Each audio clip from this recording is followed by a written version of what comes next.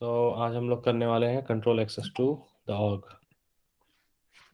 Right. तो यहाँ पे जैसे ही कल हम लोग सीखे हैं 4 लेवल ऑफ एक्सेस, और रिकॉर्ड में भी 4 लेवल ऑफ एक्सेस यहाँ देखें।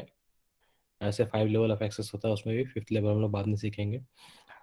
आज हम लोग देख रहे हैं control access to the org. इसका ऑब्जेक्टिव है कि कैसे हम लोग create view and how how do we, मतलब कैसे यूजर्स को क्रिएट करते हैं, उसको व्यू करते हैं, उसको मैनेज करते हैं। कैसे पासवर्ड पॉलिसीज क्या क्या होता है किसी भी यूजर्स का, और जो हम लोग सेल्सफोर्स में सेट करते हैं। आईपी एड्रेस कैसे लिमिट करेंगे यूजर्स के लॉगिन के लिए, और टाइमिंग कैसे हम लोग लिमिट करते हैं कि एक ऑफिस आवर्स में उस जो भी रिसोर्स काम कर रहा होगा उसका ऑफिस आवर्स में कैसे हम लोग उसका टाइम को लिमिट करेंगे। आई थिंक ये हम लोग ऑलरेडी आइडेंटिटी बेसिक्स में शायद किए, ये दिया हुआ था। अगर हमको याद आ रहा सही से तो, चूंकि ये हम लोग ऑलरेडी कर चुके हैं तो इसको रीडिंग हम लोग लाइन बाय लाइन नहीं करते हुए हम लोग जस्ट गो थ्रू करते हैं क्विकली, क्योंकि ये सारा चीज़ हम लोग ऑलरेडी पढ़ चुके हैं। फिर भी हम ट्राई करेंगे। चलो ऐसे ठीक है, देख लेते हैं हम लोग। Control access to the organization क्या है? When you ensure that only employees who meet certain criteria can log into Salesforce, you are protecting your data at the broadest level. You do this by managing authorized users, setting password policies, and limiting when and where users can log in. तो यहाँ बता रहा है कि कैसे अपने एक org को हम लोग कैसे org को हम लोग मैनेज करते हैं, और जिसमें कि जो एम्प्लॉयज़ हैं जो लॉगिन कर रहे हैं उनका एक्सेस को हम लोग कैसे एक सर्टेन क्राइटेरियाज के साथ, सर्टेन रूल्स के साथ हम लोग उसको कंट्रोल कर सके, ताकि हम अपना जिसका भी ऑर्ग होगा, जो क्लाइंट का जो ऑर्ग होगा, जो कस्टमर का जो ऑर्ग होगा सेल्सफोर्स का, उसके डेटा को हम लोग प्रोटेक्ट कर सकें। ठीक है।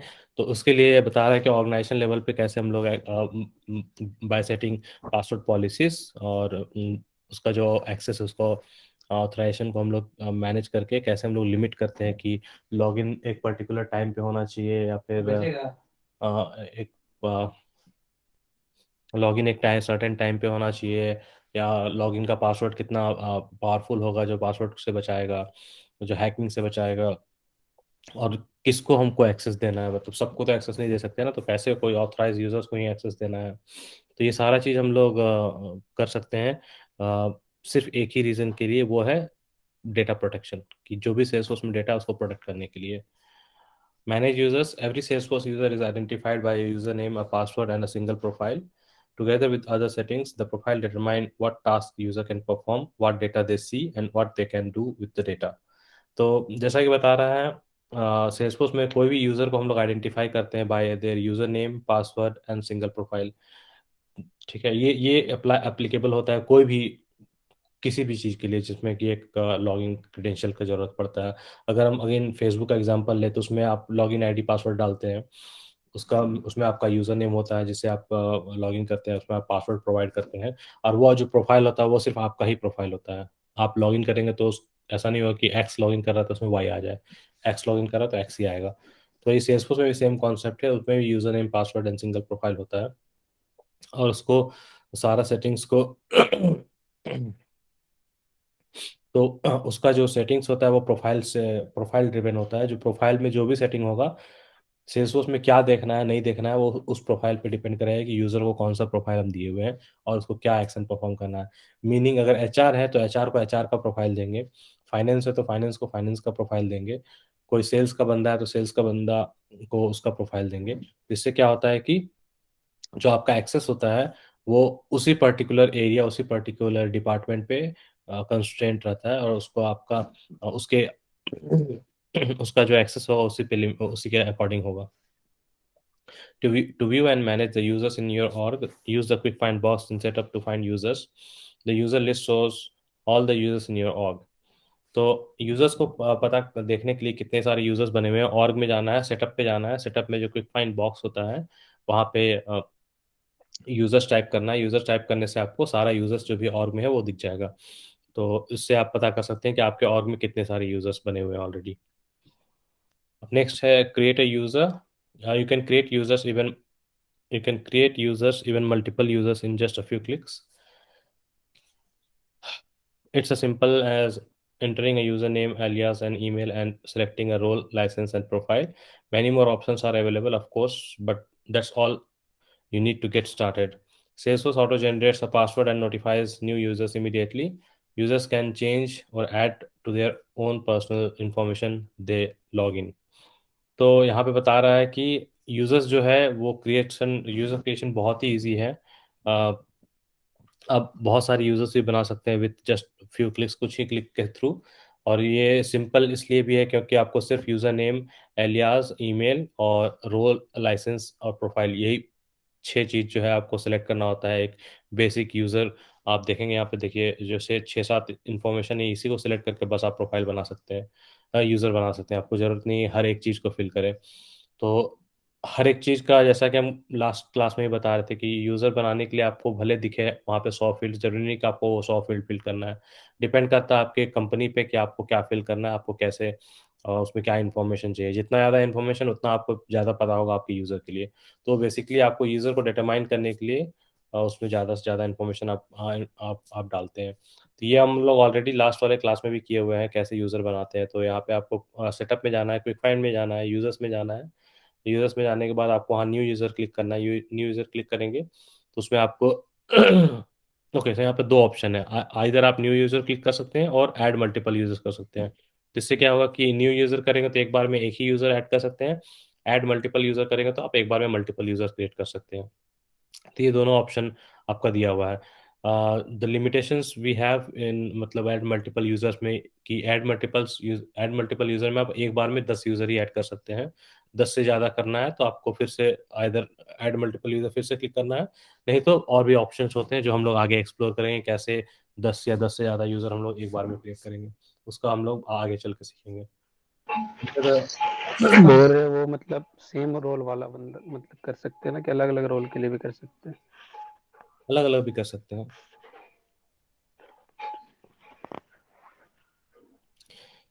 तो नेक्स्ट है enter the users name, email address and a unique user name in the form of अच्छा, ये बेसिक इन्फॉर्मेशन के बारे में बताया हुआ है कि user name, email address, unique user name, user license, profile और जो भी ऑप्शन है, जनरेट पासवर्ड का ऑप्शन, ये सारा चीज़ हम लोग जब हम लोग को यूज़र क्रिएट करते हैं उस समय ये सब इन्फॉर्मेशन हम लोग इनपुट करके डाल के हम लोग क्रिएट कर सकते हैं। ये सारा इन्फॉर्मेशन बेसिकली यूज़र बनाने के लिए लगता है। ये हम लोग ऐसे अगेन सेम चीज़ है जो कि हम लोग को यहाँ पे दिखा रहा है, तो इस डिटेल में हम लोग यहाँ पे नहीं जाएँगे। अब डीएक्टिवेटेड यूज़र क्या होता है? ये तो नाम से सेंटेंस से ही पता चल रहा है कि डीएक्टिवेटेड यूज़र क्या बोलना चाह रहे हैं। ये बोलना चाह रहा है कि यूज़र्स को डीएक्टिवेट कैसे करते हैं।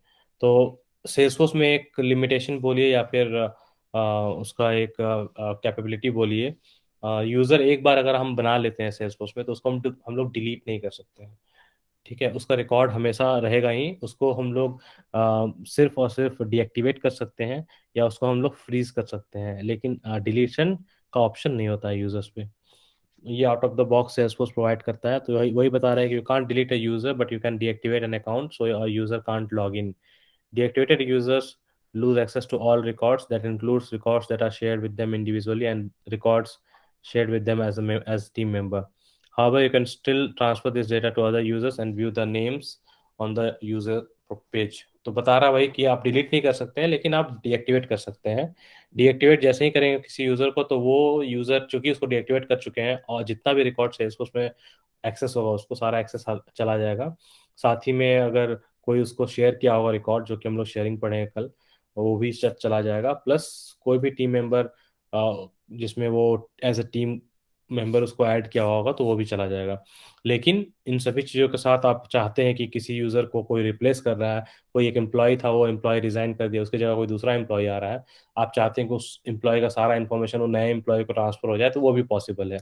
जब आप डीएक्टिवेट कर रहे होते हो तो आप सारा डाटा ट्रांसफर कर सकते हैं नए एम्प्लॉय को, तो ये भी ऑप्शन मिलता है आपको। तो आगे यहाँ स्टेप बता रहा है कि कैसे आप लोग डीएक्टिवेट कर सकते हैं, कैसे फ्रीज कर सकते हैं। तो in setup use the again quick find box में जाना है, वहाँ यूजर्स में जाना है। जब आप जिस यूजर को डीएक्टिवेट करना है उस पर एडिट क्लिक करेंगे, उसके बाद वहाँ पे आप जो एक्टिव एक फील्ड होता है उस फील्ड को, जो एक्टिव इनएक्टिव, ये वाला जो फील्ड होता है एक्टिव, इस फील्ड को आप यहाँ पे टिक्ड है, दैट मीन्स वो एक्टिव है, इसको अनटिक कर देंगे, अनटिक करके सेव करेंगे। तो वो यूज़र जो है डीएक्टिवेट हो जाएगा। लेकिन जैसे ही आप सेव करेंगे आपको पूछेगा कि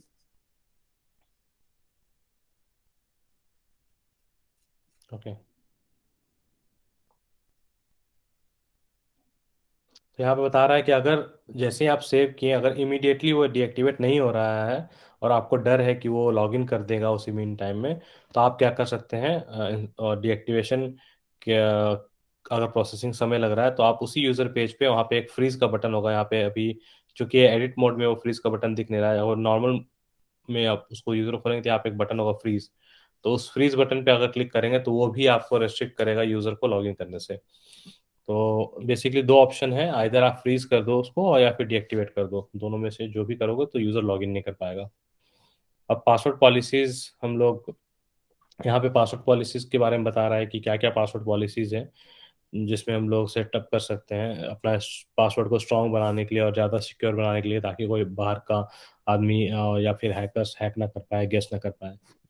तो password policies set password and login policies such as specifying an amount of time before all users' password expire and the level of complexity required for password. तो पासवर्ड पॉलिसीज में हम लोग डाल सकते हैं कि कितना टाइम तक में वो पासवर्ड को एक्सपायर करना है और कितना कॉम्प्लेक्स होना चाहिए वो पासवर्ड। तो user expiration, user password expiration the pass expire the passwords for all the users in your org except for users with password never expire permission। तो ये ऑप्शन क्या होता है, इससे इसका मतलब है कि सारे यूजर्स का जो ऑर्ग में जितने भी यूजर्स हैं उनका पासवर्ड जो है एक्सपायर कर जाएगा, लेकिन अगर हम ऑप्शन डाल कर रखें पासवर्ड नेवर एक्सपायर्स तो एक्सपायर कभी नहीं होगा।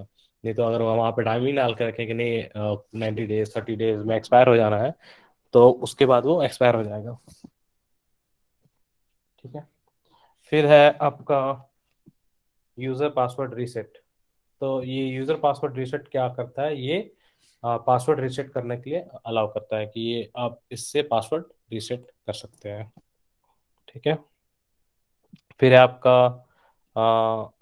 Login attempts and lockout periods. तो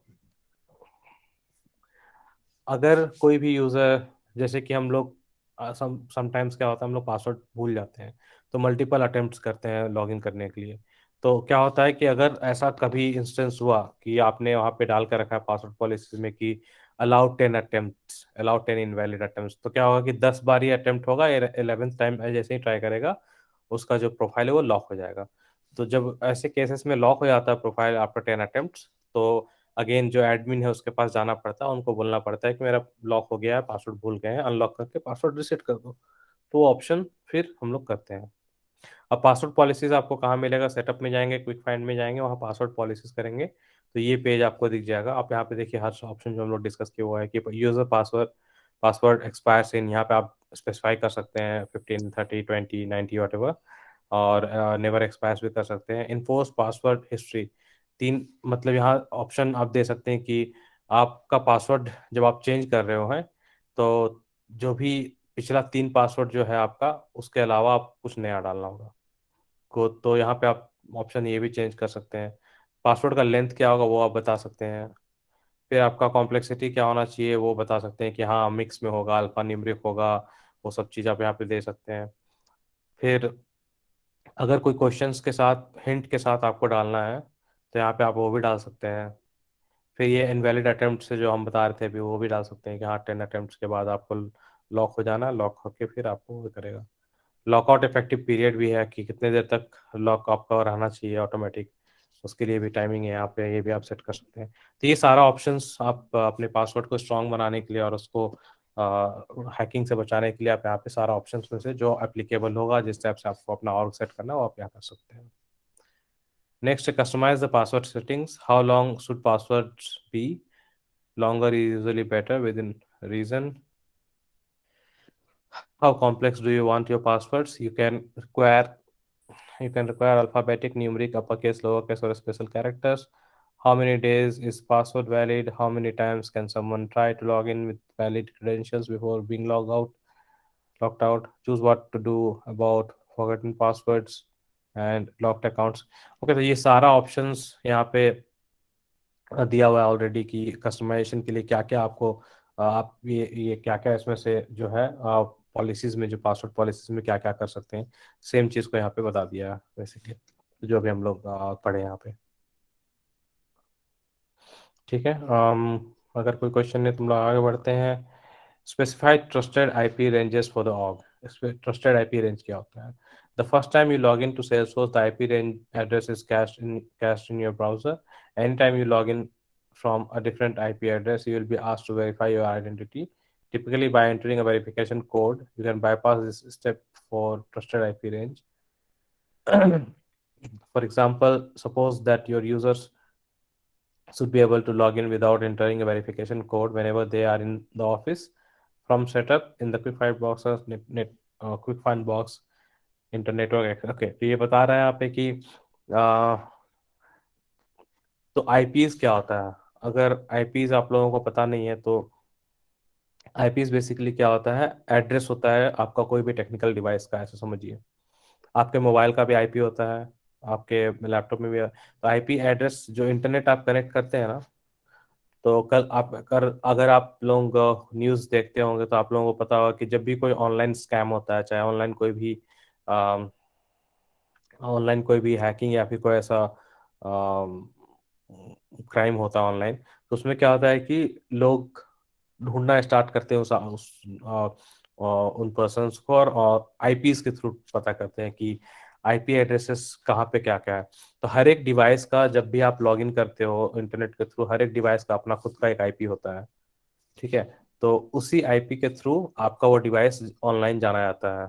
ठीक है, जिस तरह से आपके मोबाइल का मोबाइल नंबर हुआ, आपके मोबाइल का आईएमईआई नंबर हुआ, उसी तरह से जब आप इंटरनेट से कनेक्ट करते हैं अपने डिवाइस को, तो उसका आईपी एड्रेस होता है।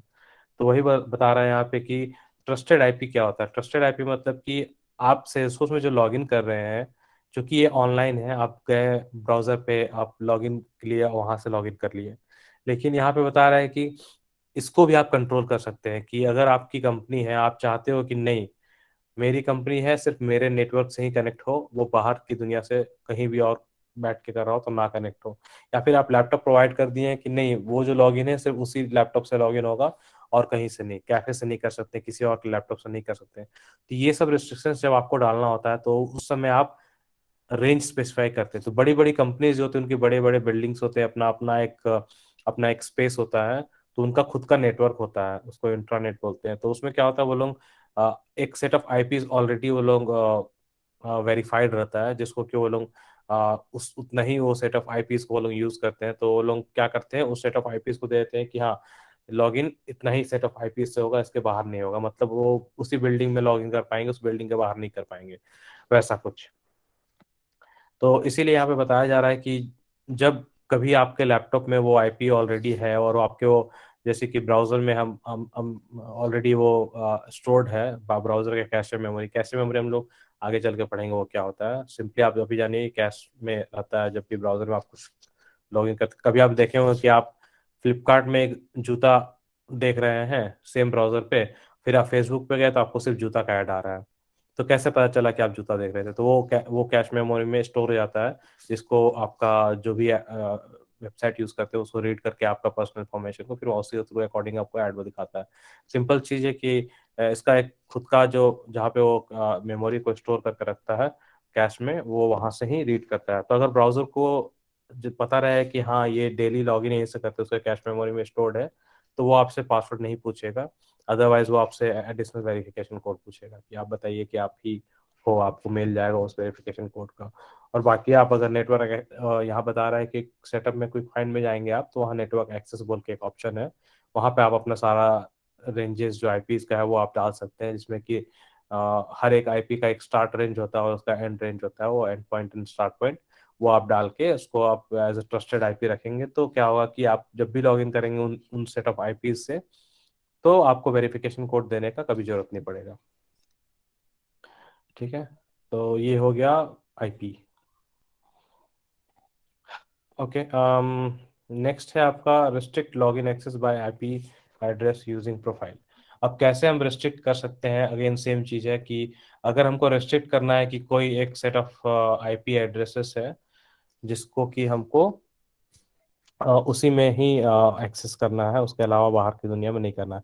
तो ट्रस्टेड आईपी और restricted login IP address range में डिफरेंस ये हुआ कि यहाँ पे आप बताते हैं कि आपको किस किस एक पर्टिकुलर रेंज में आपको कहाँ पे एक्सेस करना है। मल्टीपल रेंजेस आप वहाँ पे दे सकते हैं। यहाँ पे क्या है कि आप एक सर्टेन प्रोफाइल में भी उसी चीज़ को दे सकते हैं। तो इसमें बेनिफिट क्या हुआ? बेनिफिट ये हुआ कि दोनों तो सेम ही चीज लग रहा है साउंड। उसमें डिफरेंस यही है कि आप एक ऑर्ग में है, एक ऑर्ग में आपके हजारों एम्प्लॉय होंगे, ठीक है।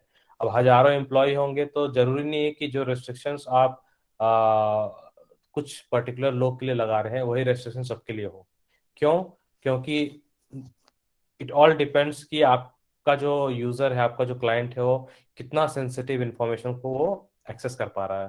फॉर एग्जांपल अगर हम एचआर हैं, तो एचआर का काम ही ऐसा है कि वो सिर्फ कैंडिडेट्स को हायर करना या फिर उनका उनके लिए जॉब एप्लीकेशंस को मतलब पोर्टल पे देना, उसको उसको फॉलो अप करना। तो उसमें है सेंसिटिविटी, लेकिन उतना हैवी सेंसिटिविटी नहीं है।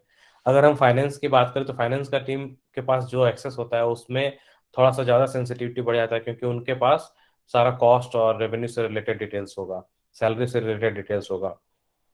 सैलरी बेसिकली एचआर के पास भी होगा, लेकिन फाइनेंस टीम के पास कुछ ज़्यादा ही डिटेल्स होगा, तो वो एक हो जाता है थोड़ा सा और हाई लेवल ऑफ सेंसिटिविटी। अब अगर हम सेल्स की बात करें तो सेल्स के पास भी जो इन्फॉर्मेशन होगा वो उतना हाईली सेंसिटिव नहीं होगा, उनके पास जो होगा वो भी सेंसिटिव है, लेकिन मतलब एक लेवल होता है। तो हम बताना ये चाह रहे हैं कि हो सकता है कि फाइनेंस का टीम जो है उनके पास इतना ज़्यादा सेंसिटिव इंफॉर्मेशन है, फॉर एग्जाम्पल कि उनको हम चाहते हैं कि वो एक सिर्फ रेस्ट्रिक्टेड जोन या रेस्ट्रिक्टिव रूम या रेस्ट्रिक्टिव लैपटॉप से ही कर पाए, तो उनको हम उनके प्रोफाइल पे ही डाल देंगे वो restrictions of those IP addresses, कि भाई आप फाइनेंस के हैं, आपको कॉस्ट से रिलेटेड बहुत ज़्यादा काम करते हैं, आपका डेटा बहुत ही ज़्यादा सेंसिटिव है, तो आप बस इतना ही इसी लैपटॉप से या इसी रूम से या इसी सिस्टम नेटवर्क के विद इन दैट नेटवर्क ही आप एक्सेस करो। लेकिन ये जो है ये पूरा ओवरऑल ऑर्ग वाइज हो जाता है, ये पूरे ऑर्ग पे आपका होगा। तो मतलब कि अगर हम बोले कि ठीक है मेरा ये 3 बिल्डिंग है, तो तीनों बिल्डिंग को आप ट्रस्टेड आईपी रेंज में डाल दो, तो तीनों बिल्डिंग के जो भी 1000 एम्प्लॉय है वो एक्सेस कर पाए। लेकिन ये जब हम कर दिए तो ये हम बोले उस 3 बिल्डिंग में भी वो जो 5 रूम का जो सिस्टम्स लगा हुआ है उनको ही सिर्फ उतना ही एक्सेस चाहिए, वहीं पे कर सकते हैं, तो वो यहाँ पे डालेंगे। तो इसको और नैरो किए हम लोग एक्सेस को bye setting those IPs individually profile में। तो उस प्रोफाइल से जितने भी यूजर होंगे सबका रिस्ट्रिक्टेड होगा, वो 5 रूम के अलावा कहीं और जो 5 रूम में जो सिस्टम लगा हुआ है, या 5 रूम या फिर और जो 10 लैपटॉप होगा उसके अलावा वो कहीं नहीं कर पाएंगे। तो वही मेन डिफरेंस है। और उसको सेट करने के लिए हम लोग अगेन सेटअप में जाएंगे, वहां से क्विक फाइंड से प्रोफाइल में जाएंगे, प्रोफाइल में जाके वहाँ पे एक ऑप्शन होगा लॉग इन आईपी रेंजेस, यहाँ पे हम लोग स्टार्ट एंड एंड हम लोग डालेंगे रेंज, जिससे कि एक्सेस जो है रिस्ट्रिक्ट हो जाएगा। ठीक है, तो ये एक ऑप्शन हो गया। नेक्स्ट आते हैं restrict login access by time. ये बहुत ही इजी है, जैसा कि स्टेटमेंट से ही पता चल रहा है। हर एम्प्लॉय का एक काम करने का आवर्स होता है ना, 8-9 घंटे से ज़्यादा कोई काम आइडियली नहीं करता है, क्योंकि in in the business hours 8-9 hours is sufficient, मतलब वो स्टैंडर्ड टाइम है। तो अगर हम एक बीपीओ में है, बीपीओ में 24 आवर्स होता है, तो 3 शिफ्ट में या 4 शिफ्ट में काम हो रहा है। तो हम चाहते नहीं कि मेरा जो एम्प्लॉय है, अगर उसको हम बोले कि यू वर्क 9 to 6, तो वो 9 to 6 से ज़्यादा काम करे। या अगर हम किसी को रखें फॉर एग्जांपल 6 to 10, तो हम चाहते नहीं वो 6 to 10 से ज़्यादा करे। तो इसके लिए भी क्या कर सकते हैं, आप सर्टेन टाइमिंग उस लॉगिन के लिए डाल सकते हैं, एक सर्टेन प्रोफाइल्स के लिए, कि ये प्रोफाइल का जितना भी लोग है ये सिर्फ 9 to 6 ही काम करेगा, वाई प्रोफाइल का जितना भी लोग है वो सिर्फ 6 to 12 काम करेगा। तो वो चीज़ आप सेट कर सकते हैं प्रोफाइल लेवल पे। तो वही बता रहे हैं यहाँ पे कि आप सेटअप पे जाएंगे, क्विक फाइंड ऑप्शन में जाएंगे, और क्विक फाइंड में जाके प्रोफाइल्स में जाएंगे, तो प्रोफाइल्स में जब आप प्रोफाइल को ओपन करेंगे तो वहाँ पे लॉगिन आवर्स बोल के एक ऑप्शन होगा। उस लॉगिन आवर्स ऑप्शन में जाके आप सेट कर सकते हो कि हाँ भाई starting at 9, ending eight 9 AM 6 PM। तो जैसे ही आप 9 AM से पहले स्टार्ट करेंगे लॉगिन करना, वो आपको लॉगिन नहीं करने देगा। और अगर आप 6 PM के बाद भी आप लॉगिन करना चाहेंगे तो आपको लॉगिन नहीं करने देगा। तो आप सिर्फ इन्हीं 9 से 6 में ही वो जो सेट होगा उसी के बीच में लॉगिन कर सकते हैं।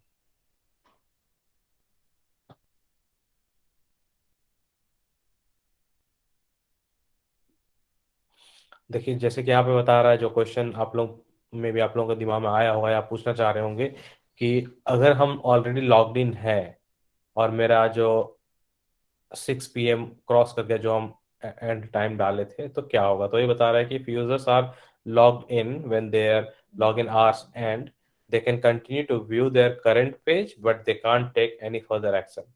मतलब अगर 6 बज गया है तो 6 बजे अगर हम जिस स्क्रीन पे वो होंगे, वो स्क्रीन को वो देख सकते हैं, लेकिन उसके अलावा फिर वो कुछ नहीं कर पाएंगे। अगर मान लीजिए फॉर एग्जांपल मेरा लॉगिन आवर सेट है, अगर हम या इस स्क्रीन में है तो यहाँ पे ही रहेंगे हम। इसके अलावा अगर हमको कहीं मूव करना हो, किसी पे क्लिक करना हो, कहीं और जाना है, तो वो हम लोग कोई भी फर्दर एक्शन नहीं कर पाएंगे, वो टोटली वो ब्लॉक्ड हो जाएगा। और फिर जैसे ही रिफ्रेश करेंगे वो फिर से लॉगिन करने के लिए बोलेगा आपको। तो यही बेसिकली जो आज हम लोग सीखे हैं, control access to the org.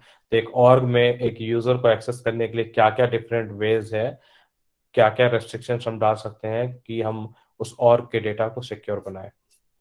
तो ओवरऑल यूनिट में यही है। किसी को क्वेश्चंस? ओके, अगर क्वेश्चन नहीं है तो आप लोग ये असेसमेंट कंप्लीट कीजिए, और इसको करने के बाद 500 पॉइंट्स मिलेगा। ये प्रैक्टिकल है, तो इसको करके आप लोग ट्राई कीजिएगा और कोशिश सर की। वो 500 वो ये पासवर्ड वाला हिस्ट्री पासवर्ड जो था 3 टाइम वो वाला एक बार बता दीजिएगा। 1 मिनट, ये थ्री थ्री पासवर्ड्स रिमेम्बर्ड। हाँ। इस पे क्या है कि जैसे ये आपका नॉर्मली किसी किसी वेबसाइट्स में होता है, जैसे कि आप आज के डेट में एक पासवर्ड डालें, फॉर एग्जांपल 12345। ठीक है, वो पासवर्ड फॉर एग्जांपल 3 महीने के बाद एक्सपायर कर गया। आप फिर 3 महीने के बाद नया पासवर्ड डाल रहे हैं 54321। फिर उसके 3 महीने के बाद वो भी पासवर्ड एक्सपायर कर गया, फिर आप एक नया पासवर्ड डाले ABCDE, तो वो भी फॉर एग्जांपल एक्सपायर कर गया। अब आपके पास टोटल 3 पासवर्ड जो आप पिछला डाले थे और तीनों एक्सपायर कर गया है। तो अगेन जब नेक्स्ट पासवर्ड आप डालने वाले हैं, तो अगर इन तीनों में से कोई भी एक पासवर्ड चूज करेंगे तो वो आपको नहीं करने देगा। उसी तरह से अगर हम आज के डेट में नया लॉगिन बनाए 12345, और नेक्स्ट टाइम जब पासवर्ड एक्सपायर करेगा फिर से 12345 देने से वो नहीं लेगा ना, वो बोलेगा ओल्ड पासवर्ड। तो इस और सेकंड टाइम में भी अगर हम करेंगे तो वो बोलेगा अगेन ओल्ड पासवर्ड। तो इस तरह से आप लास्ट 3 पासवर्ड जो आप यूज किए हुए हैं, उन तीसरे तीनों पासवर्ड्स को आप नेक्स्ट फोर्थ पासवर्ड, जब फोर्थ टाइम आप नया पासवर्ड बना रहे होंगे, तो इन तीनों में से वो पासवर्ड आपका चौथा पासवर्ड जो होगा, इन तीनों में से कोई नहीं हो सकता है। जो आपका चौथा पासवर्ड होगा उन तीनों के अलावा जो कोई और आपको बनाना पड़ेगा। फिर जब आप चौथा बना लिए हैं तब जाके आप कहीं जो आप पहली बार जो पासवर्ड बनाए थे वो आप यूज कर पाएंगे, क्योंकि आपका चौथा बनाने के बाद सेकंड थर्ड फोर्थ आपका लेटेस्ट 3 हो जाएगा। तो जो भी कोई इस ऑप्शन के तीन तीन पासवर्ड वाले ऑप्शन में, मतलब लास्ट 3 पासवर्ड जो आप बनाए हैं उसको आप नहीं बना पाएंगे नेक्स्ट टाइम। ठीक है, और कोई क्वेश्चन किसी का?